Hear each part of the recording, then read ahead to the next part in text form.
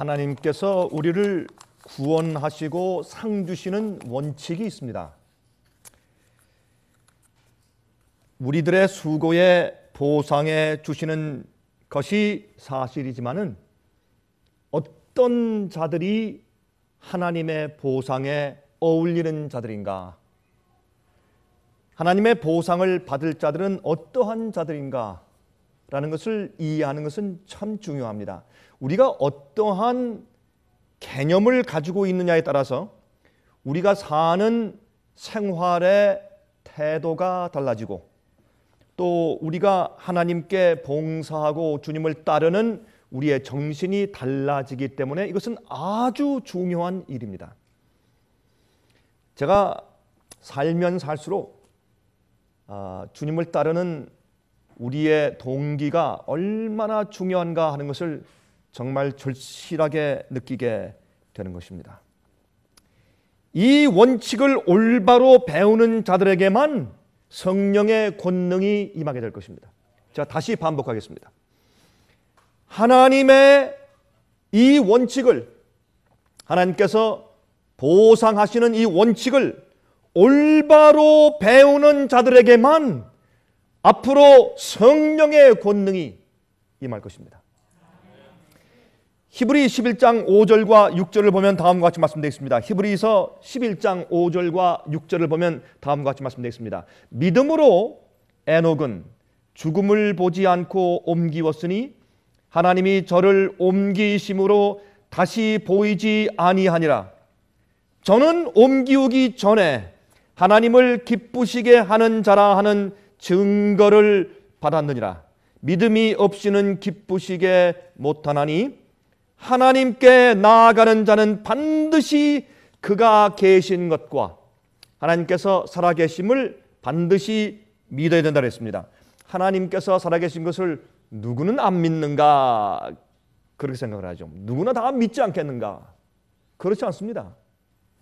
우리가 주님의 뜻대로 내 생애를 전적으로 바쳐서 굴복하고 올인하지 않으면 그 사람은 하나님이 살아계심을 믿지 않는 사람입니다.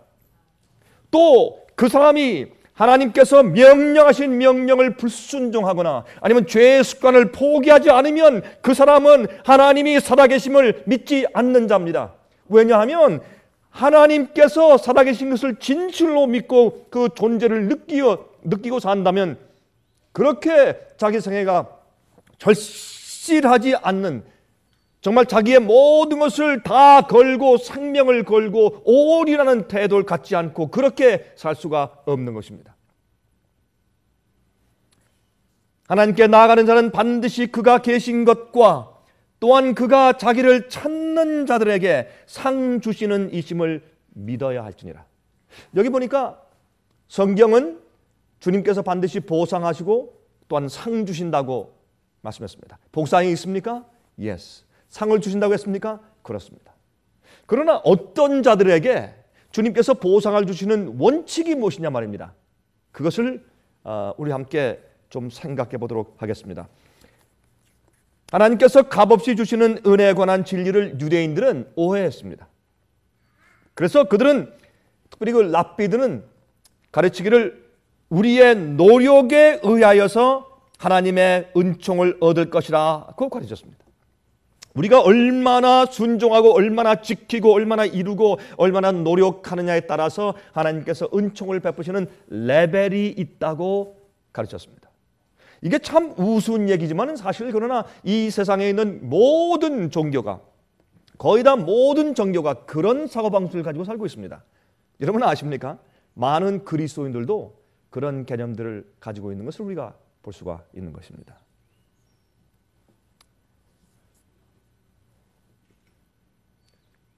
이 랍비들은 의인이 받을 보상을 저희 자신의 행위로서 얻어보려고 생각을 했기 때문에, 그래서 그들의 예배는 하나님의 축복을 얻어내려는 이기적인 동기에서 그들의 예배가 시작되었습니다. 여러분 그렇지 않겠습니까? 당연한 얘기죠. 그런데 이렇게들 말들 합니다. 우리가 뭐 하나님께서 우리에게 베푸신 은혜가 얼마나 큰데 예수님을 십자가에 보내시고 어떻게 우리가 감히 하나님께 보상을 우리가 열심히 했다고 거기에 대한 보상을 우리가 얻으려고 감히 생각이나 하겠습니까? 라고 말은 할 수 있으나 우리의 행동과 삶 자체가 우리의 기대와 우리가 서로를 대하고 취급하는 것이 바로 그러한 개념 가운데 그러한 철학으로 살고 있는 것을 나타내 보여주고 있는 경우가 참 많이 있는 것을 압니다. 예수님께서 한 번은 이제 길을 걸어가시는데 제가 지난 시간에 말씀드린 한 부자 관원 청년이 달려왔습니다. 예수님께 달려와서 무릎을 꿇고 선한 선생님이여 내가 어떻게 하여야 영생을 얻겠습니까? 라고 물으니까 예수님께서 그를 사랑하셨다고 했습니다. 참 진실하고 참 아담하고 정말 단정한 그런 청년이었습니다. 부자였습니다. 부자 법관이라고도 성경은 표현합니다. 예수님께서 그에게 계명을 지키라. 내가 어릴 때부터 계명 다 지켰습니다. 주님 그거 말고 내가 정말 원하는 것은 영생을 얻기 위해서 또 한 가지 뭔가 좀 남아있는 게 있는데 내 마음 가운데 완전한 행복과 완전한 쉼이 없는데 그것이 무엇입니까? 내 속에 확증을 줄 좀 답변을 주십시오. 여러분 자신을 사랑하는 것은 율법을 범하는 것입니다. 그래서 예수님께서 계명을 지키라고 하신 다음에 오히려 너에게 한 가지 부족한 것이 있으니 한 가지 그렇게 말씀하시면서 너에게 있는 모든 것을 팔아 가난한 자들에게 주고 와서 나를 쫓으라 라고 말씀했습니다. 이 젊은 법관은 그렇게 할 수가 없었습니다. 그래서 그는 슬퍼하며 갔다 그랬습니다. 여러분 여기에서 우리가 무엇을 배웁니까? 하나님께서 그의 이기심, 주님의 계명을 다 지켰지만은 그러나 정말 지킨 것이 아니라는 사실을 드러내 보여주기 위해서 그의 이기심을 주님께서 폭로하기 위해서 시험하시는 질문을 하신 것이죠. 그렇죠?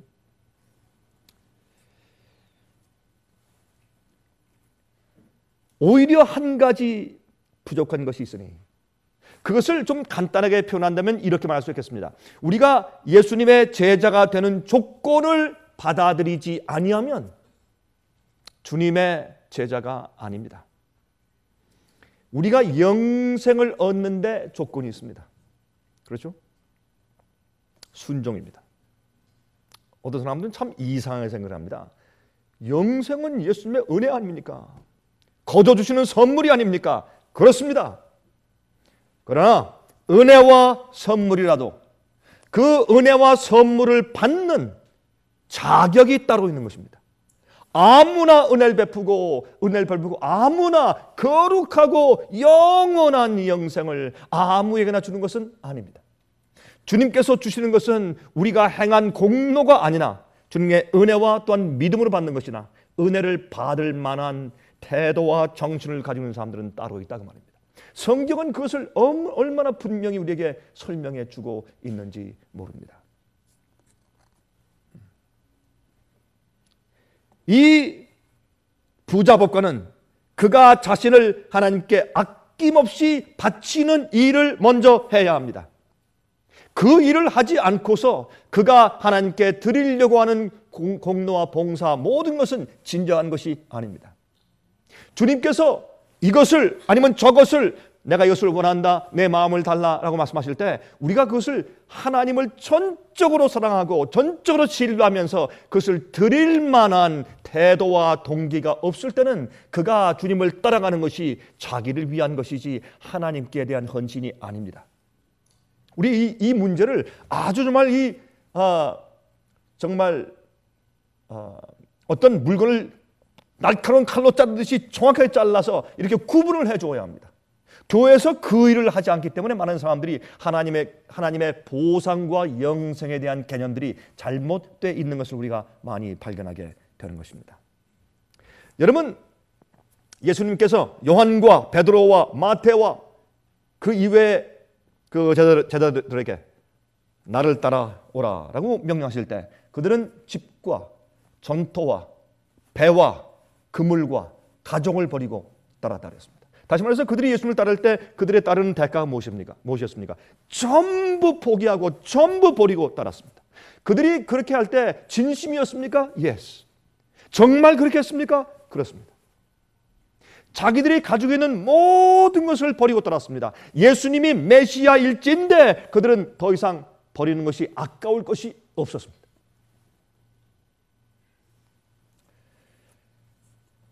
이 부자 청년도 이와 같은 헌신이 요구되었습니다. 우린 주님을 따를 때 주님께서 말씀하시는 모든 것을 해야 합니다. 그 하는 것이 우리를 구원하는 것은 아니나 주님께서 우리에게 요구하시는 모든 것을 해야 합니다. 바치고 굴복하고 이 제단 위에 얹어놓아야 합니다. 여긴 핑계가 있을 수 없습니다. 우리가 그렇게 해서 이 세상 전체를 잃어버리고 모든 불이익을 받고 이 세상에서 망할지라도 주님을 따르는 자들은 주께서 요구하시는 모든 것을 제단 위에 놓고서 포기할 줄을 알아야 합니다. 그 생각과 동기가 없는 자들은 주님의 제자가 아닙니다. 우리 이 사실을 아주 분명하게 공식처럼 만들어 놓고 우리의 그리스도인 믿음의 생활을 시작해야 합니다. 이것이 분명치 않기 때문에 시작할 때부터 분명치 않으니까 그냥 올라왔다 내려왔다 불평 불만, 예? 하나님 따르는데 변명도 많고 말이죠. 예? 핑계가 그렇게 많은 것입니다. 그게 아닙니다. 그게 아닙니다. 우린 그리스도인들의 군사입니다. 군사는 상관이 명령하면 목숨까지 내놓는 것입니다. 다른 사람을 살리기 위해서 혼자, 저기 10,000명의 군대가 올 때 혼자 나가라면 혼자 나가는 것이지 무슨 잔말이 맞습니까? 그것이 군대입니다. 그게 군사입니다. 그러므로 우리가 주님을 따를 때 내 자신을 부인하고 자기 십자가를 지고 와서 나를 쫓아라.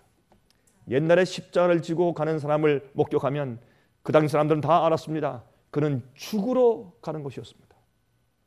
죽으러. 우리는 주님을 위해서 죽으러 가는 사람이 되어야 합니다. 여러분, 죽는 사람이 예? 죽는 사람이 뭐 아낄 게 있습니까? 옛날에 한국에 정말 굉장한 살인범 고재봉 씨라고 있었어요. 여러분 기억하십니까? 옛날. 그렇죠? 이름 맞습니까? 근데 이 사람이 쓴 그 수기가 있어요. 그 수기책을 보면 그 수기가 참 재밌는 얘기가 있어요. 자기도 이제 사형당해 죽는데 사형장에 가는 죄수를 가끔 보는데 어떤 사형수가 지금 사형당으로 가는데 비가 오는 날이었대요. 근데 이제 걸어가는데 이렇게 처막 끝에서 낙수물이 뚝뚝 떨어지니까 이 사형수가 가다가 그 빗물을 피해서 가더래요. 빗물을 피해서 걸어가더래요. 참 이상했대요. 아니 어떻게 지금 자기 목숨이 지금 경각간에 달려서 이제 곧 죽을 텐데 사형 받으러 가는 사형수가 빗물을 피해 가느냐 말이에요. 여러분 우습죠? 저도 그 책을 읽다가 제가 한참 좀 웃었습니다. 참 우리 사람이 그렇다. 우리가 하나님을 위해서 목숨을 내놓고 내가 진리를 위해 살기로 목숨을 내놓으면 그 다음부터 더 이상 아까울 것이 없습니다. 우리의 한 가지 의무는 무엇인가? 주님께서 오늘 아니 내 생에 주님께서 나를 향한 뜻이 무엇인가? 내가 무엇하기를 원하시는가? 그것만 문제가 되는 것입니다. 그것만 알고 확신하면 내 모든 것을 바칠 수 있는 것입니다. 그래서 여기에 이제 하나님께서 주님을 따라오려고 하는 자는 한마디 더 나가서 영생을 얻고자 하는 자는 모든 것을 주 앞에 바치는 태도와 정신과 동기를 가지고 살아야 합니다. 그렇지 않는 자들은 한 명도 하늘에 있지 못할 것입니다. 너무 어렵습니까? 너무 높습니까? 아닙니다. 이 간단한 말씀이 하나님께서 우리에게 보상을 주시는 원칙의 서론입니다. 시작입니다. 그런 마음이 없이는 주님을 따를 수 없고 그런 마음이 없는 자들은 언젠가 배반하고 도망가게 되어 있습니다. 가룟 유다는 왜 가룟 유다였습니까? 하나님의 방법과 계획과 주님의 뜻보다 자기의 방법과 계획이 더 좋았습니다. 포기하지 않는, 주님의 뜻대로 따라가지 않고 자기의 뜻대로 하는, 포기하지 않는 어떤 것이 남아 있어서 그것이 예수로 하여금 예수를 팔게 만들었습니다. 그런데요, 조금 더 나가 보십시다. 그 청년이 슬픈 기색을 띠고 갔습니다. 그러니까 이 베드로 말이죠, 항상 덤벙대고 나서는 베드로, 그러나 마음이 순수하고 주님을 사랑하는 베드로, 진리를 사랑하는 베드로, 이 베드로가 말합니다. 이거 봐라, 저렇게 똑똑하고 돈이 많은 사람, 정말 저 사람이 주님의 제자가 됐으면 우리의 스테이터스가, 우리의 입장이 좀 높아질 텐데, 그런데 완전히 주 앞에 굴복하지 못하기 때문에, 그 재산이 많기 때문에 그거 아까워서 가는구나. 베드로가 또 뛰어들었습니다. 주여, 주여.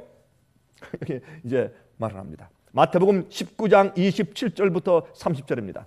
이에 베드로가 대답하여 가로되, 보소서, 주님이시여, 우리가 모든 것을 버리고 주를 쫓아싸오니 그런즉 우리가 무엇을 얻으리이까? 저 부자법관은 저렇게 가는데, 주님 우리 아시죠? 주께서 우리를 오라고 부르실 때 우리가 어떻게 했습니까? 전토와 집과 직장과 배와 그물과 가족 다 버리고 주님을 쫓았습니다. 그러면 주님, 우리 솔직히 잘한 거 아닙니까? 예? 이런 사람들 흔치 않습니다. 그러면 주님, 우리에게 오는 보상은 무엇입니까? 우리가 어떻게 됩니까 지금? 그때 예수님께서 무엇을 먼저 말씀하십니까? 보상을 먼저 말씀하십니다.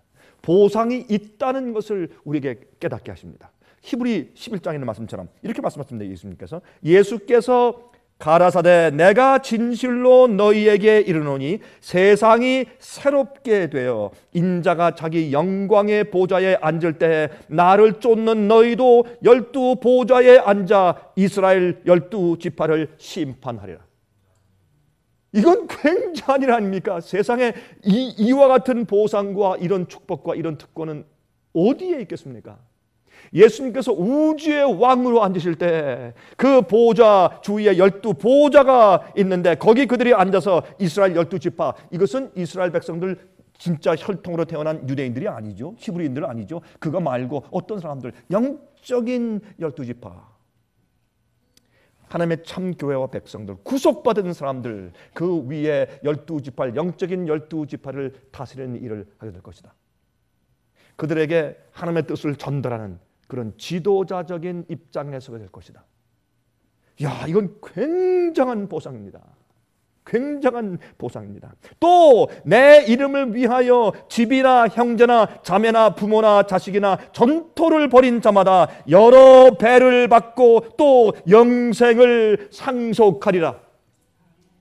세상에 이와 같은 보상이 있어요. 이거 굉장한 이야기죠. 여러분, 주님의 보상의 원칙에 대해서 우리 조금 더 나가서 우리 살펴보고 이해하기 전에 먼저 우리 한 가지 확실하게 알고 지나가십니다.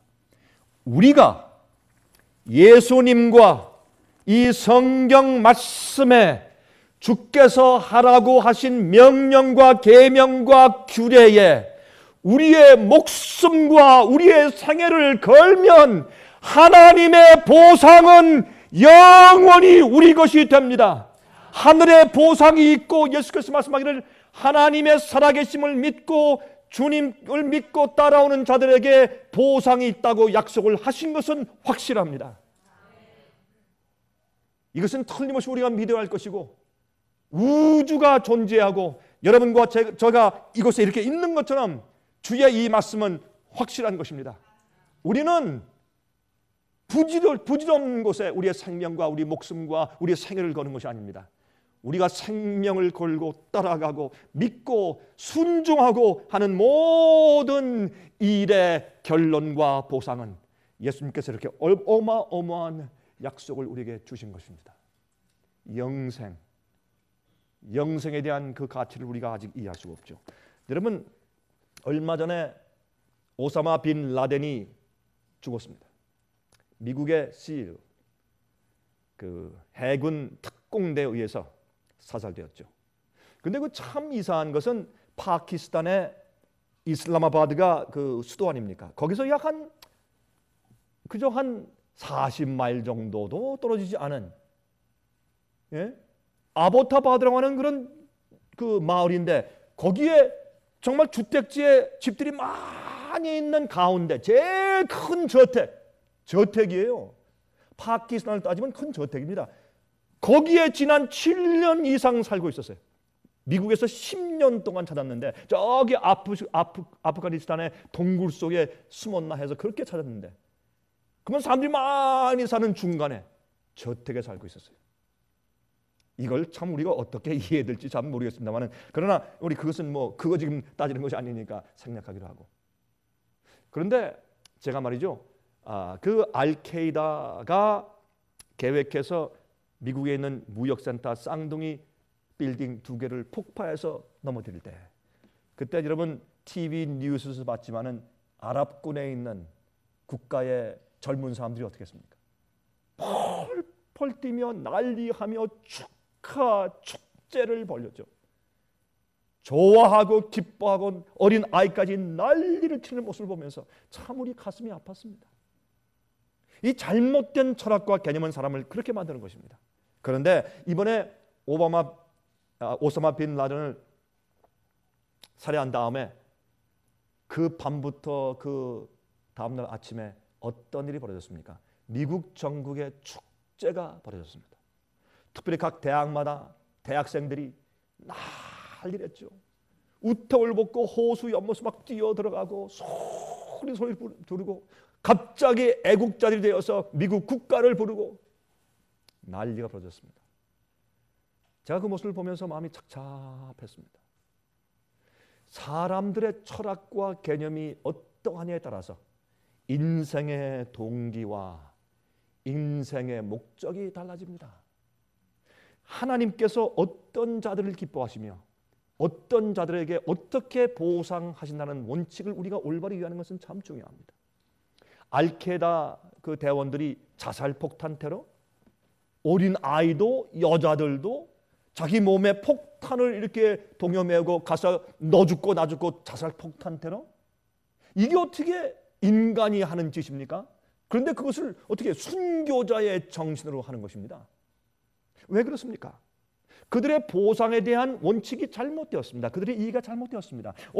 그렇게 자살폭탄 테러를 하면 이슬람 종교를 반대하는 원수들을 죽이면 몇 명 죽이면 얼마나 보상, 몇 명 이상 죽이면 어떤 보상, 이것은 제가 볼 때 모하메스의 가르침보다 그 이후의 후손들의 가르침이겠죠. 어쨌든 그들이 이제 그렇게 하면 하늘에 가서 7명의 여인들이 옆에서 부채를 붙여주고 있고 아주 인간적인 그런 인간의 그 어떤 욕심을 부추겨주는 그런 보상에 대한 이야기. 이것 때문에 그들은 자살폭탄 테러를 합니다. 또 나머지 식구들은 일평생 동안 먹을 수 있는 양식을 주겠다. 자살폭탄 테러를 하는 것입니다. 여러분, 이러한 보상에 대한 그 이해, 이것을 어떻게 이해하느냐 하는 것은 우리 생애에 우리 삶을 꼴지어 줍니다. 이것을 아주 중요하게 생각을 합니다. 우리의 동기와 우리의 태도와 우리의 헌신. 그런데 30절에 보면 그러나 먼저 된 자로서 나중된 자로서 먼저 될 자가 많으니 바로 이 대목에서 주님께서 이 말씀을 하시는 것입니다. 이 대목은 무슨 대목인가 하면 11시 일꾼들에 대한 대목입니다. 여러분들이 예수님을 먼저 믿었습니까? 여러분들이 주님의 사업에 먼저 투신됐습니까? 조심하십시오. 나중된 자들이 먼저 되는 자가 훨씬 더 많다. 왜 그런가? 태도기 때문에 그렇습니다. 태도. 왜 유대인들이 어려움을 당했습니까? 왜 유대인들이 하나님께서 더 이상 그들을 사용할 수 없는 사람들이 되어버렸습니까? 그 이유는 태도와 동기였습니다. 자, 여기 보십시다. 여기에 이제 이 베드로가 말이죠. 자, 그러면 우린 이렇게 했는데 주님이시여 우리가 무엇을 얻으리까? 이거는요, 날품팔이의 정신입니다. 품꾼의 정신입니다. 그렇죠? 그날 일해서 보상을 받아가지고 먹고 사는 품꾼의 정신입니다. 그들은 예수님을 믿고 주님을 사랑해서 따르기는 했지만은 아직도 그들은 바리새인적인 사상에서 완전히 벗어나지 못했습니다. 그들은 아직도 저희가 수고에 합당한 보수를 받을 것이라고 생각을 했습니다. 여러분, 우리도 그래요. 우리도. 전 가끔 그런 생각을 해봅니다. 여러분, 그들은 자신을 높이는 정신과 스스로 만족히 여기는 정신을 품고 서로를 비교했습니다. 저희 중에 한 사람이 어떤 일에 실패하면 다른 사람들은 우월감을 가졌습니다. 아, 나는 저런 실패 안 한다. 여러분이시여, 우리가 남의 실패와 실수와 죄악에서 두려움을 느껴야 합니다. 하나님, 나도 똑같은 성정과 약점을 가진 자입니다. 주님이시여, 나도 저렇게 마귀에게 넘어질 수 있는 사람이니 나를 보호하시고 도와주십시오라고 기도해야 합니다. 남의 실족함과 남의 실수와 남의 잘못에 우리가 우월감을 절대로 가져서는 안 됩니다. 그건 보상의 정신이 잘못된 것입니다. 예수님께서는 제자들에게 복음의 원칙을 설명해 주시기 원했습니다. 당신의 종들을 주님께서 어떻게 취급하시고 어떻게 그들에게 보상하시는지, 또 어떤 정신을 가지고 있어야 할지를 가르쳐 주시기 원해서요. 그래서 주님께서 이 세상 역사에 유대교회를 택하시고 그 이후에 계속해서 이 세상 역사의 마지막 교회까지 주님께서 어떻게 교회를 이용하셔서 어떻게 사용하실 것인지를 계시하시는 말씀도 그 속에 많이 들어있고, 또 동시에 어떤 태도와 마음으로 주님을 섬기고 주님의 사업에 임해야 하는지를 주님께서 가르치시기 위해서 한 가지 비유를 말씀해 주신 것입니다. 그것이 바로 마태복음 20장 1절부터 16절까지 있는 말씀입니다. 제가 한번 읽어보겠습니다. 좀 길지만 제가 읽겠습니다. 우리가 다 이해해야 되기 때문에. 이것은 11시 일꾼에 대한 비유인 것을 우리가 압니다.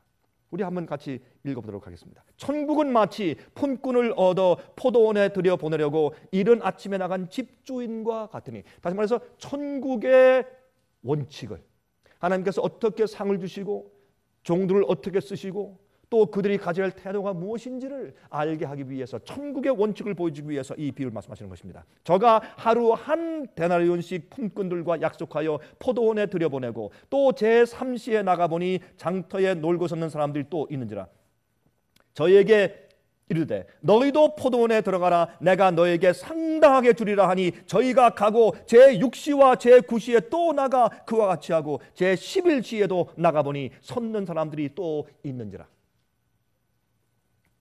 여러분, 여기에 이른 아침은 해 뜨는 시간 새벽 6시입니다. 유대인들의 사고방식은 6시에 해가 떴다가 6시에 해가 진다고 해서 12시간 낮, 12시간 밤이었기 때문에 그들은 이른 아침은 아침 6시였습니다. 그러면 사실은 0시죠.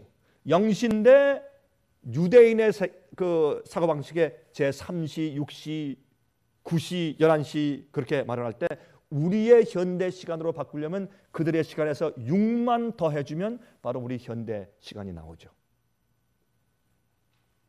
제일 처음에 이른 아침에 가서 주님의 포도원에 들어와서 일하도록 부르심 받은 자들은 유대교회, 유대인들이었습니다. 그 다음에 제3시에 부름받은 자들은 사도교회, 초대교회였습니다. 어떻게 합니까? 베드로가 성령을 받고 나가서 외칠 때에 그때 사람들이 내가 사술에 취했다. 어떻게 이렇게 유창하게 우리 언어를 말할 수 있느냐? 라고 놀랐을 때 베드로가 말하기를 아니라 지금은 제3시라. 얼마입니까? 그 당시 아침 9시였습니다. 난 지금은 제3시라.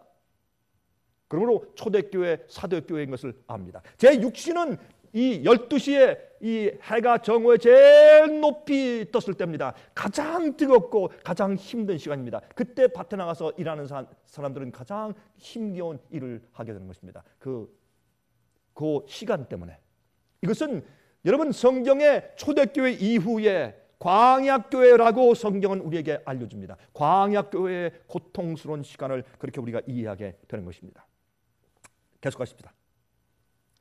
제11시에도 9시에 3시에 3시간 3시간 3시간 이렇게 인터벌을 가지고 지금 주인이 나가서 일꾼들을 불러옵니다. 그런데 제6시에 제9시에 그 다음에 제11시에 여러분 9시에 일꾼들이 이 사업을 끝마쳐야 합니다. 근데 끝마치지 못했을 때 1시간 남았는데 주인이 보니까 아직까지 추수가 끝나지 않습니다. 그래서 1시간 남았을 때 11시 일꾼들을 장터에 가서 아직도 부름받지 못하고 놀고 있는 자들을 불러들여서 남은 1시간 동안 일하게 하는 비유를 예수께서 말씀하시는 것입니다.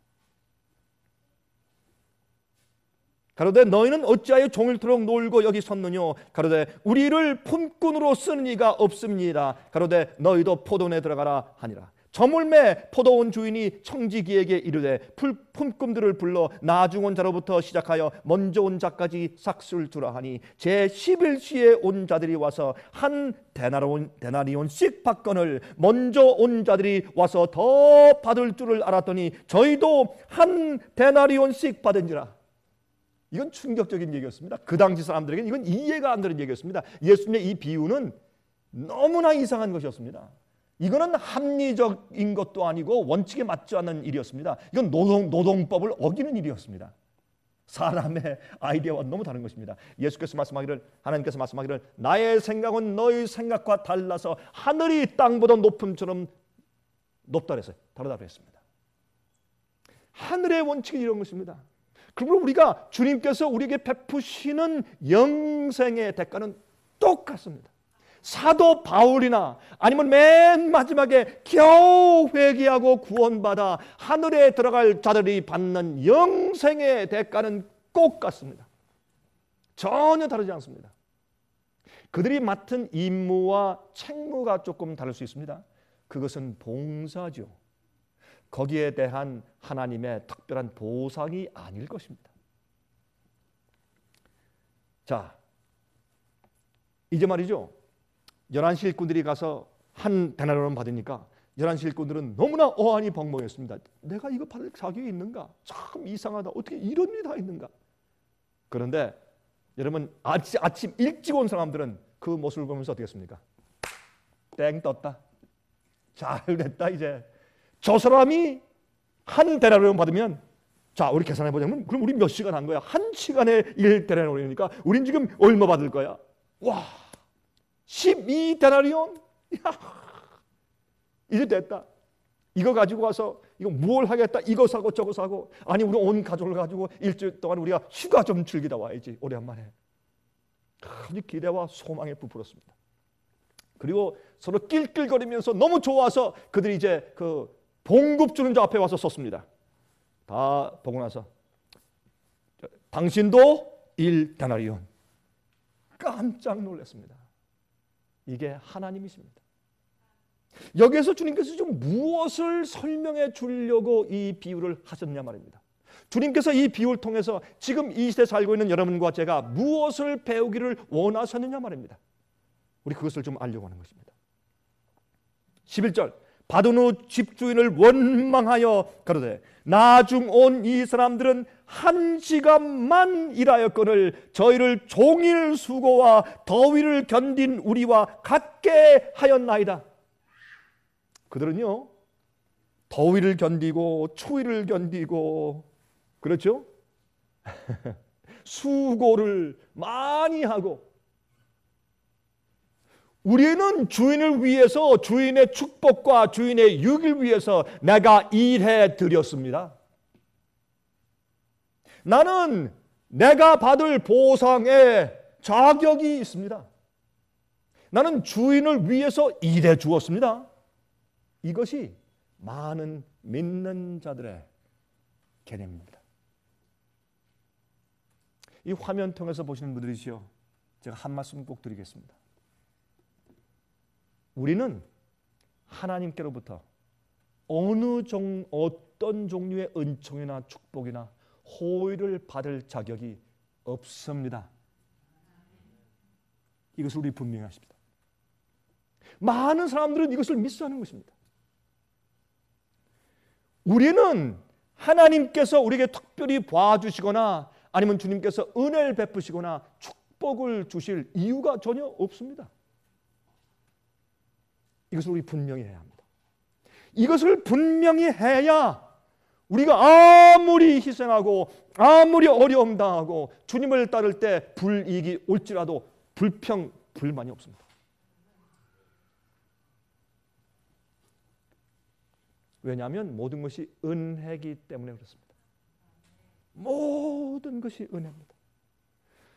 포도원에 들어와라. 그렇게 자비롭고 은혜스럽고 노하기를 더디하고 인자와 극일이 많으신 하나님, 온유하신 하나님, 아들을 십자가에 보내신 하나님 아버지, 그분을 믿는 것 자체가 특권이고 은혜고, 그분을 믿고 그분을 위해서 일하는 내 일 자체가 특권이고 은혜인데, 주님께서 우리에게 뭐 해달라고 꼭 해주셔야 된다, 우리가 요구할 것이 그럴 특권과 자격이 어디에 있습니까? 이것을 예수님께서 말씀하고 있는 것입니다. 아주 단순한 교훈입니다. 포도원에 들어와서 일하게 불러주신 것만도 감지덕지합니다. 일하면서 먹을 거 주고 가끔 휴식 시간 준 거, 그것만도 감사한 겁니다.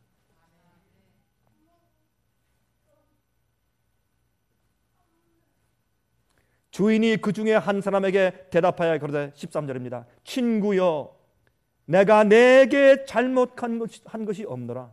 내가 나와 한 데나리온의 약속을 하지 아니하였느냐? 내 것이나 가지고 가라. 나중 온 이 사람에게 너와 같이 주는 것이 내 뜻이니라.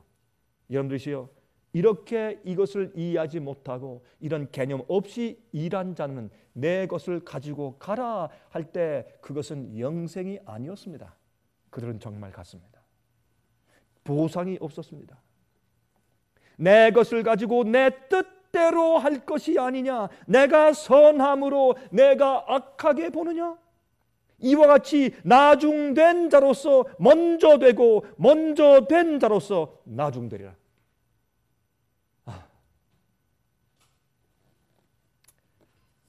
여러분, 제가 제 생애를 가만히 돌이켜보면서 제가 이 말씀을 준비하면서 제가 제 마음을 다시 살펴보는 기회를 가졌습니다.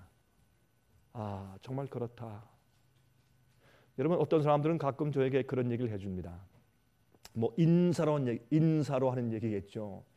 목사님은 하늘에 가시면 면류관 위에 별이 참 많겠습니다. 그거 무거워서 어떻게 다 이고 다니시겠습니까? 하늘 가서 저한테 좀 나눠주십시오. 그런 얘기를 가끔 제가 듣습니다. 물론 인사의 이야기겠죠. 그러나 여러분 기억하십시오.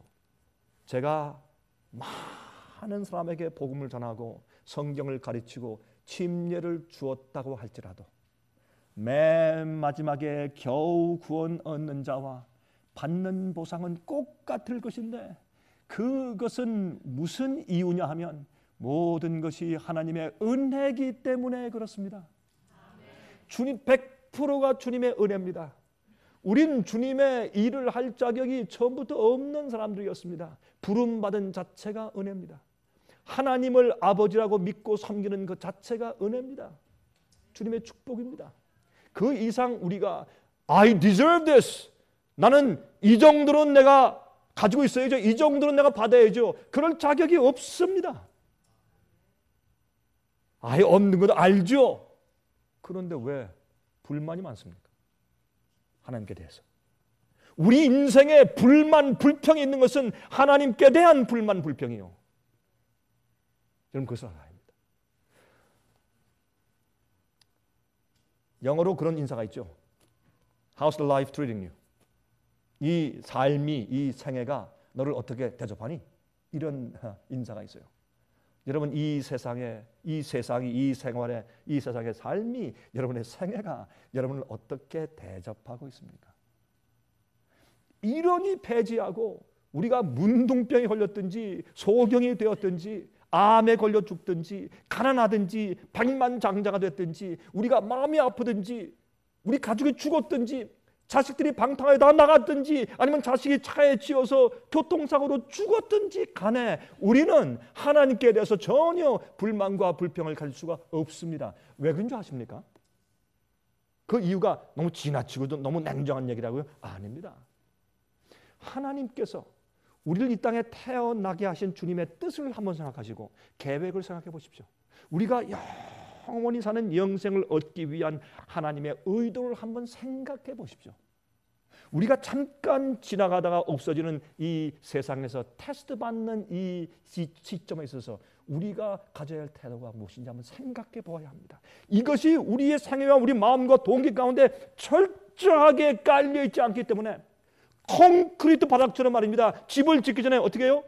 땅을 파고 기초를 놓아야 돼요. 콘크리트 바닥을 튼튼하게 다 깐 다음에 그 다음에 집을 져야 돼요. 많은 사람들이 보상에 대한 원칙을 잘못 이해하고 있기 때문에 주님께서 우리가 주님을 믿고 주님 따라 살고 희생 봉사하기 때문에 주님께서 반드시 우리를 이 땅에서 보상해 주셔야 된다는 생각을 가지고 있을 때는 진정으로 하나님을 기뻐하시는 믿음의 생활을 살 수가 없습니다.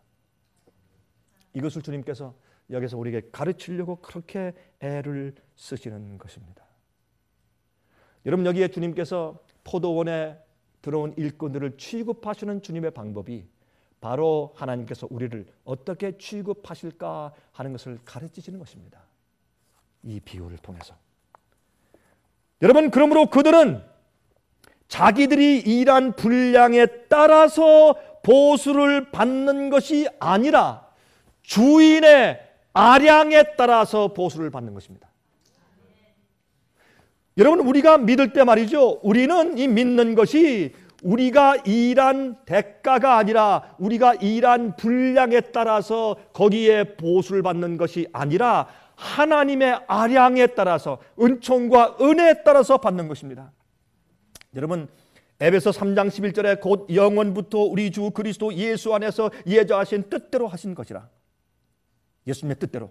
디도서 3장 4절부터 8절에 우리 구주 하나님의 자비와 사랑하심을 나타낼 때에 우리를 구원하시되 우리의 행한 바 의로운 행위로 말미암지 아니하고 오직 그의 긍휼하심을 쫓아 중생의 씻음과 성령의 새롭게 하심으로 하셨나니 성령을 우리 구주 예수 그리스도로 말미암아 우리에게 풍성히 부어주사 우리도 저의 은혜를 힘입어 의롭다 하심을 얻어 영생의 소망을 따라 후사가 되게 하려 하심이라. 이 말이 밉부도다 신실하도다. 원컨대 내가 이 여러 것에 대하여 굳세게 말하라. 이는 하나님을 믿는 자들로 하여금 조심하여 선한 일을 힘쓰게 하려 함이라. 이것은 아름다우며 사람들에게 유익하니라.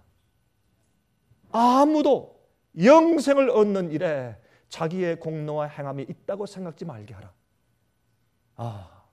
이것은 우리의 행한 바 의로 행위로 말미암지 않고 그의 긍휼하심을 따라 이루어진 것이다. 그분의 자비를 따라.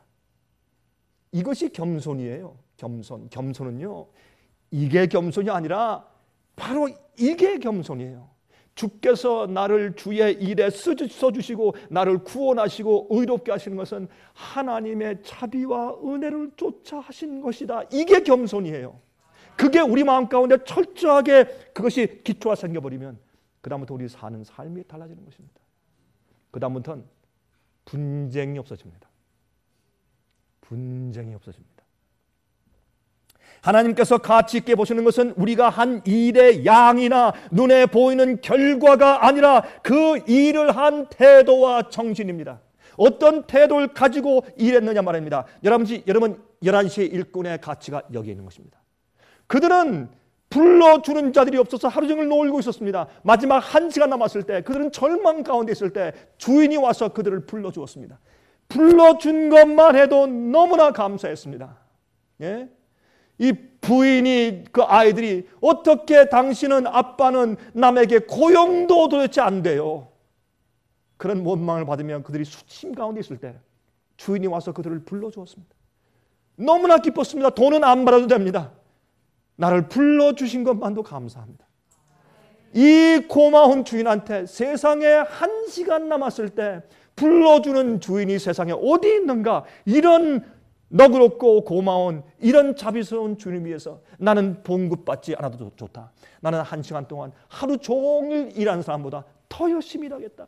열심히 일했어요. 너무 고맙고 감사해서 열심히 일했어요.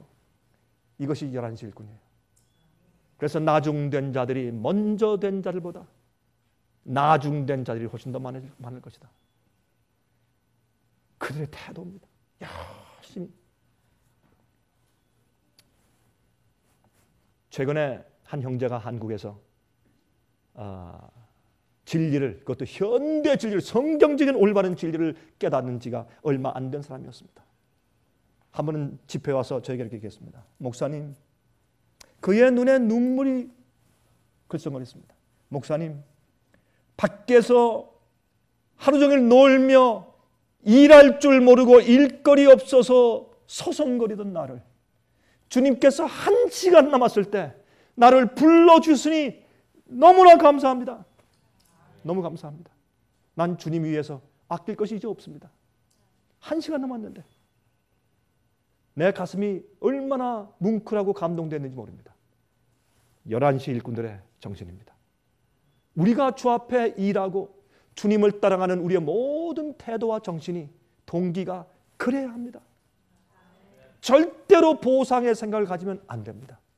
주님께서 내가 얼마나 일했는지를 보시는 것보다 내가 주님을 향한 우리의 태도와 동기와 우리 마음속에 있는 개념을 보시는 것입니다. 이것이 모든 자들이 가져야 할 태도입니다. 우리가 일할 때 이런 기쁨을 가지고 일해야 합니다. 여러분, 고린도전서 13장에 말씀했지 않습니까? 사랑이 없으면 울리는 괭과리라.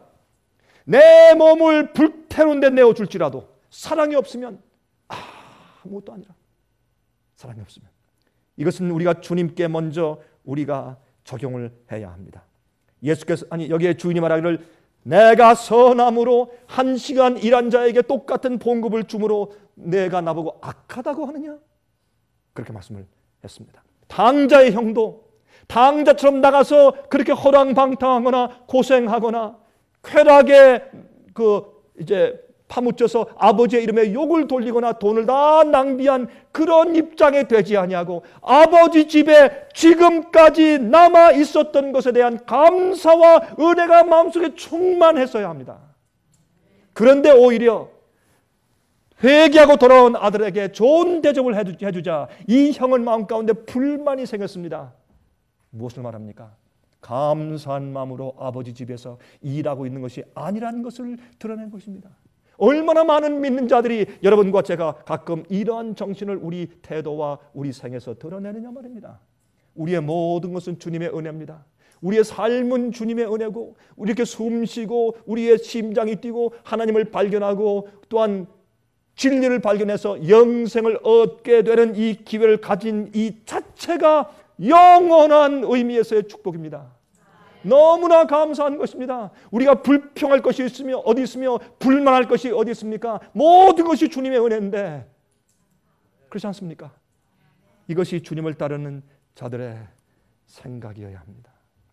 마태복음 19장 30절과 마태복음 20장 16절에 각각 그러나 먼저 된 자로서 나중되고 나중된 자로서 먼저 될 자가 많다 그렇게 말씀을 하셨어요. 상급은 은혜로 받는 것이지 행위로 받는 것이 아닙니다. 여러분이시여, 이기심이 죽을 때, 으뜸이 되려는 분쟁의 정신이 사라질 때, 감사의 정신이 마음에 가득 차고 사랑이 생애를 향기롭게 할 때 예수께서 그의 안에 거하시고 우리는 하나님과 함께 일하는 사람들이 됩니다. 이것이 오순절의 다락방에 모여 있던 자들의 정신이었습니다. 그럴 때 성령이 내려왔습니다. 여러분 다시 한번 얘기하십시다. 우리의 삶 자체가 하나님의 은혜입니다. 우리가 주님의 부르심을 받은 것 자체가 하나님의 은혜입니다. 우리가 성경을 들고 있는 것 자체가 주님의 은혜입니다. 하나님의 일을 하게 된 것도 주님의 은혜입니다. 이렇게 모여서 예비하며 주님의 이름을 부르고 기도하고 찬송드리는 이 모든 일이 하나님의 은혜입니다. 내가 숨 쉬는 것이 하나님의 은혜요. 내가 영생을 바라보고 소망을 가지는 것도 하나님의 은혜입니다. 모든 것이 주님의 은혜입니다. 우린 주님을 위해서 일할 때 아무것도 바랄 수 없는 사람들입니다. 그저 감사하고 기뻐서 너무나 고마워서 그저 주님을 위해서 내 있는 것을 다 바쳐서 열심히 일해야 합니다. 일할 때 우리 마음 가운데 감사한 정신과 기쁜 정신으로 그저 일해야 합니다. 그러면 주님께서 우리를 어떻게 취급하시든지 그것은 주님의 마음이고 우리 것이 아닙니다. 그럴 때 주님께서 우리에게 각각 한 데나리온씩 주실 텐데 그것은 영생입니다. 이 정신이 마지막 시대 참된 주의 교회에 풍성해야 될 때 여러분과 제 마음 가운데 그런 정신이 깃들여서 주의 참된 백성 되시기를 간절하게 소원합니다. 우리 하늘에 계신 우리 아버지 하나님, 우리가 사는 것도 주님의 은혜요, 우리가 숨쉬며 주님을 깨닫고 아버지라 부르며 기도하고 찬송하는 것도 모두 하나님의 은혜입니다. 주의 부르심을 받아 주님의 일에 종사하게 된 것도 주님의 은혜요, 우리가 주님의 사업에 조금이라도 도움이 되었다면 그것도 모두 주님의 은혜입니다. 우리가 한 것이나 우리가 반드시 받아야 하겠다고 보상을 요구할 자격이 전혀 없는 것을 인정합니다. 우린 그저 주님의 사랑과 은혜에 감사해서 감격하여 일하고 주의 명령을 따를 뿐입니다. 그 이후에 주님께서 우리를 영생케 하시든지 아니면 우리를 제외하시든지 간에 우리는 주님을 따르고 싶습니다. 우리는 주님을 존경하고 주님을 사랑하며 주님의 거룩하심과 자비로우심을 우린 참으로 신뢰합니다. 아버지시여, 우리에게 하늘의 원칙을 심어주시고 주님께서 원하시는 정신과 태도를 가지고 살게 해 주시옵소서. 살아계신 예수 그리스도의 거룩하신 이름만 의지하여 간절하게 기도합니다.